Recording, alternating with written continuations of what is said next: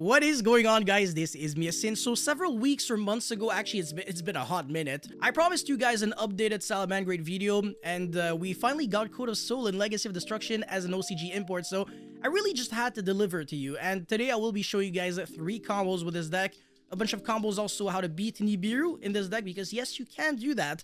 Salamangreat's end board isn't always a big fat juicy token.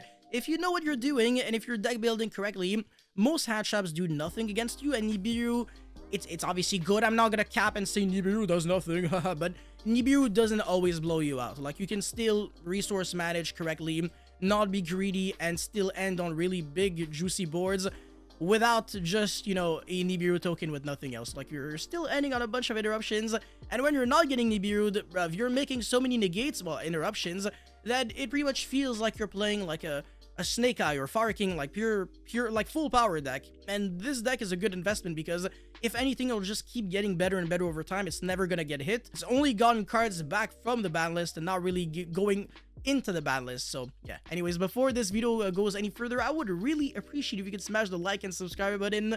Thank you so much, you are the best. And now let's get right into it. Alright, so combo number 1, very simple. If you got Salamangreat of Fire, look at what you can do. So normal summon and then search the Gazelle. You are now locked under only being able to special summon fire monsters for the rest of the turn.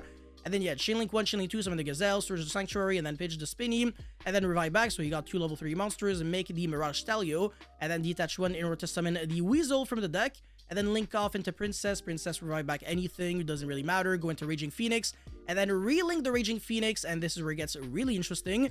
So Raging Phoenix is going to be searching Soul Charge, literally this card is cracked, and you're going to be reviving back 4 freaking monsters from the grave, because that is fair, you know, that is absolutely fair. And we even have a tuner on the field. Weasel is just nice like that, and we're locked under fire only, like effects and special summons because of Mirage Stalio and Salamangreat of Fire. But that is completely fine because we can go into Horse Prince right here, right? And whenever this card is synchro summon, you get to special summon your deck for any level 3 fire monster, which is really nice. So we're going to be summoning the Code of Soul directly from the deck. Very good addition to the Salamangreat strategy. It's just unfortunate that it's never treated as a Salamangreat monster. Would have been really nice because it does mention Salamangreat in its card text. So I just think that's, I don't know, I guess it's like a crossover between like the main character and the dude who played Salamangreat. I don't freaking know. I don't watch the anime. But you summon that, right? And then you're going to be using the effect for no good reason. Just, you know, why not? Huh? Might as well. And bait your opponent into Veiling it for... Nah, he's not going to do that unless he's stupid. Anyways, link off into Sunlight Wolf. You really just want to get the Weasel in the grave so that you can now trigger its effects. So summon, put back the Weasel on the bottom of the deck. Special summon a Salamangreat monster from your graveyard on your opponent's field. And since a monster was special summoned to your opponent's field, again, it doesn't have to be your opponent that special summoned a monster, but a monster special summoned to your opponent's field, you can trigger the graveyard effect of Princess and then destroy one of your fire monsters as well as a monster your opponent controls. Revive back the Princess, and since a fire monster was destroyed, you get to revive back Raging Phoenix, and it gains attack equal to the attack of the fire monster that you just destroyed. This should not be new for you, right? Because you should have seen this before from the Snake Eye OTK. They pretty much do that. As a matter of fact, they're basically just stealing the Salamangreat combo. Like, this should be copyrighted and only be legal for Salamangreat players. Oh, and by the way, small little detail, you draw 1 card off of Weasel as a small little added bonus. So that's a lot of value that you're getting pretty much for free. I really like it. So you're getting a draw, a lot of monsters on the board, and this is where it gets very nasty. So we're going to be linking off into a sprint using the Salamangreat of Fire as well as the Raging Phoenix. 1 level 2 monster, the other one can be anything. And we're going to be foolishing for EMP Meow Mine. I actually think this card's really good. The in-hand effect is pretty much like Code of Soul. If a link monster is on the field or in either graveyard, even your opponent's graveyard, you special summon it from the hand just like that. Cyberus monster. And in the graveyard, or in the hand, I believe, no, sorry, only in the graveyard. No, actually, graveyard or hand. I'm stupid. I don't know how to read. I'm a Yu-Gi-Oh player. If a link to monster control is either sent to the graveyard or banished face up, you can banish it and then bounce back any card your opponent controls. Fantastic card. You can trigger this on the opponent's turn, so it is an additional interruption. But anyways, link off the Princess as well as the Raging Phoenix for a Pyro Phoenix, which used to not really be good before, but things are about to change. And also, Sunlight Wolf is going to be recycling you back a follow-up, either the Gazelle or Salamangreat of Fire, depends on what you really prioritize. Salamangreat of Fire does have a graveyard effect that is I don't really know how, like, what to compare it to. I guess it's the exact same effect as, I believe it is Achichi at Ignister. This monster is the Ad Ignister monster, really, but the only difference is that you replace Ad Ignister with Salamangreat, and then the rest of the effect is the exact same. But yeah, because of the graveyard effect of Code of Soul, at any moment we can actually relink that Pyro Phoenix into a second Pyro Phoenix, and if this card is link summoned using itself as material, you can destroy all cards your opponent controls. That is absolutely cracked. And also, this monster has 2800 attacks, so it doesn't play into Typhon. So if you're playing against like Labyrinth, for example, your opponent will not have a very good time against this whatsoever. And also, you got Princess in the graveyard. You have the, Sunlight Wolf that also recycles back because you are summoning the Pyro Phoenix to the zone it points to. And then when we destroy that sprint off of the Princess, we are also triggering the effect of EMP Meow Mind to bounce back another card. So you got Princess, EMP, Pyro Phoenix to destroy every single card. You drew a card, you recycle back 2 monsters with the Sunlight Wolf.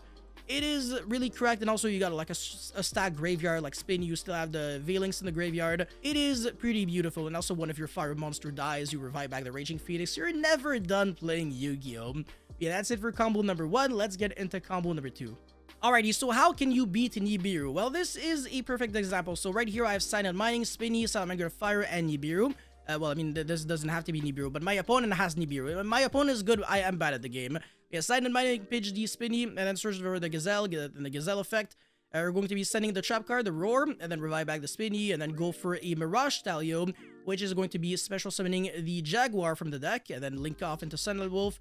Jaguar, revive back, and then recycle back the Gazelle by putting back the Mirage Stallion, and then go for Princess. Revive back the Jaguar, go for Veiling, search the Sanctuary, and then go into Raging Phoenix. And before I can relink so that my opponent doesn't get so that I do not get back the Roar, as well as the search off of Raging Phoenix, which could allow me to beat Nibiru, my opponent is immediately going to be Nibiruing me right here. And that is completely fine, because now I can just go, okay, normal summon Salamangreat Fire, search for my Weasel, and then special summon it, and then I have a bunch of extenders, because the Weasel on it, like, itself is already good enough. I'm going to be able to trigger its effect in order to, again, summon back the Veilings, and then trigger the Princess, destroy the Veilings, as well as the Nibiru, and then revive back the Raging Phoenix again, right? So I got 4 monsters on the field, and then relink for Raging Phoenix that way, and then also get back the Roar and search for the Rage, and then link off into a sprint using the Salamangreat Fire and Princess, send the EMP, and I've got the exact, like, pretty much the exact same amount of interruptions. Pretty much nothing changed.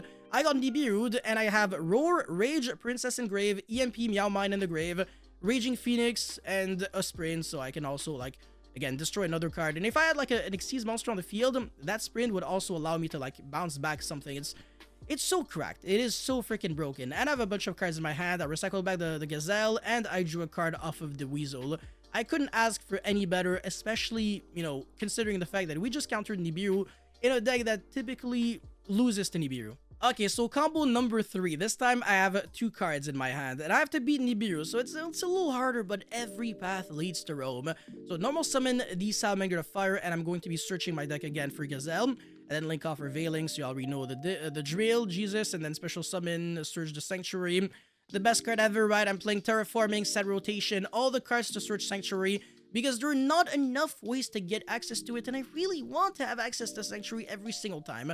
But again, we're going to be getting Nibiru maybe at the end this time, because we're going to assume that our opponent is not going to be Nibiruing us at this point. So if we go set the Rage and then proceed to end phase, our opponent has to Nibiru us. He has to do it. And we can be like, okay, you know what? Sure, that's fine. I'm gonna keep playing on main phase 1, so search for the Weasel, and then special summon it, and then go into Veilings, and then revive back the Veilings, put back the Weasel on the bottom of the deck, draw 1 card, and then Princess destroy the Nibiru and Veilings, and then revive back the Raging Phoenix again, right? So I got 3 monsters on the board, go for another Raging Phoenix, and then the Rage, is still live, and we got the Princess, as well as another Raging Phoenix. So we got 2 interruptions through a perfectly timed Nibiru. There's really nothing to say, but only utilizing 2 cards. So it's, again, like, if you play correctly, you should not be losing to Nibiru too often with this deck. Maybe if your opponent has, like, Nibiru and 10 billion hand traps, but then you also have hand traps, and you are not losing the game. Anyways, let's get into the deck profile now. Okay, so for the deck list, this is absolutely beautiful, and because of that, you have to smash the like and subscribe button. Thank you so much. Anyways, we're playing 12 hand traps, so 3 Ash, 3 Mourner, 3 Veiler, 3 Imperm. This could literally just be anything. but the best hand traps in the game are in order: Ash, Imperm, and then usually Valor, and then after that, it really depends. Like, it could be Mourner, Nibiru, Droll, it really depends on what people choose to play. Usually it's not Ogre or Bell. Those cards, they kind of suck. As obviously, if your deck can't play Shifter, then Shifter is broken, but, you know, that's another story for another day. But I want to say 12 hand traps is typically good enough. You could also main deck Nibiru and then play Cross out, but I don't know. I really just want to play like as many like proactive cards. For the consistency cards, we are not playing around. We are trying to play as many good cards as possible. So 3 Salamangreat Fire, 3 Gazelle, 3 Sided Mining, 3 Salamangreat Circle. Really trying to see one of these cards because it basically just means I win the duel. Like, these cards are nice, but even without them, you can still play the game really well. So 2 Spinny, this is the other very good extender in your deck. 1 Foxy, you don't want to draw like too many normal summons because you start doing nothing when you got hands of like Foxy with Fire. It's not really good, it kind of conflicts, but Foxy and Spinny is good. Foxy and Jaguar is good. And then Foxy and, yeah, these cards not really good actually, because Code of Soul won't be able to summon itself if you only got Foxys. So you want to have access to Mirage Stallion is basically what I'm saying. But yeah, it's still a very good card, and it is your best friend at beating Skill Drain, or, I don't know, no, it's not Goes in Match, Jesus, I'm stupid. There can only be one, and stuff like that. As a matter of fact, you can play Rivalry, you can play Goes in Match. Rivalry is kind of unfair. You can definitely main deck the card if you want to, or you can side deck it. It is not on the screen right now, but that is done on purpose in order to punish people for not watching my video. Just kidding, it's actually a mistake. Play the card. 1 Mirror. Again, I don't know what to compare it to. It's kind of like a Snake Eye Populace, but like for poor people. So at home, right? It doesn't do much. But still, whenever you add it to your hand, right, you get to special summon it. So that's not too bad. So you can even recycle it back to the hand and then special summon it, but I can't really think of any cards that can recycle back the mirror from the graveyard to the hand other than Sunlight Wolf, because that wouldn't work, right? You can't special summon monsters that you recycled back off of Sunlight Wolf that same turn. But yeah, we're also playing again 1 Code of Soul and 1 EMP. I already showcased some nice combos with these cards, so it should be relatively clear. And then 1 Jaguar and 1 Weasel. So yeah, I don't know how many Salamangreat monsters that is. 4, 7, 14, yeah, 14, whatever, who cares. For the spells, again, these consistency cards as well as 2 talents, and then Call by the Grave, again, could also be 3 additional hand traps, or could be main deck Forbidden Droplet. Infinite correct answers right here. And then the 1 Sanctuary, 2 Whale. I think Whale is a great card, but I think 3 might be a little too much, and then 1 might be not enough.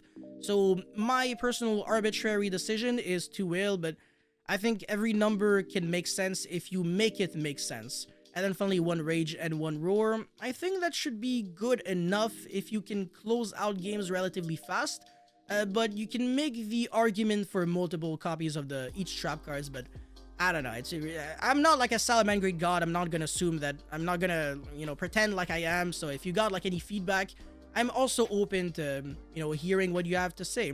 Anyways, for the extra deck, 1 Princess, obviously this card is just remarkable. It's just one of the best Link monsters in Yu-Gi-Oh! Right now. Phoenix, great card, of course. Fire monster, destroy spells and traps.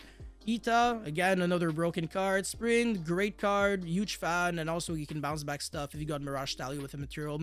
Horse Prince, you can even summon Ash from the deck, and then recycle it back with Sunlight Wolf. So against Despia, you got like an FTK, or against Labyrinth, so you always have something relevant to do against them. It's really nice. 1 Mirage Stallion, double Pyro Phoenix, triple Raging Phoenix, double Sunlight Wolf, and then double Veilings. I think maybe the 3rd Veilings or the 3rd Sunlight Wolf might be relevant, but I think the 3rd Raging Phoenix is the most important card in the extra deck. And then for the side deck, 3 Nibiru, it's just a good card, but 1 with 3 crossout can be enough, and then you can play some other hand traps. 3 Forbidden Droplet, this is the best board breaker I can think of at the moment. And then 3 crossout, speaking of the devil, to have more ways to beat Nibiru, even when you, because obviously you always have like those 2-card combos or 3-card combos that naturally beat Nibiru, but sometimes you really want to be greedy, make a really big board, and then, you know, even if your opponent has the Nibiru, then you got the crossout for it anyways, so it's just it's a card that allows you to be really greedy, so that's why I like crossout. It's not because it's the only way to fix like one of your issues, otherwise this deck wouldn't be worth playing. And then 3 Cosmic Cyclone for the back row decks would also be Lightning Storm Duster, really depends. And finally, Dimensional Barrier could also be different dimension ground, not really. Yeah, Rivalry goes and etc. I was gonna say Skill Drain, do not play Skill Drain in this side deck. But yeah, that's it for this video, guys. Thank you so much for watching. Don't forget to like and subscribe, and I'll see you guys very, very soon. Peace.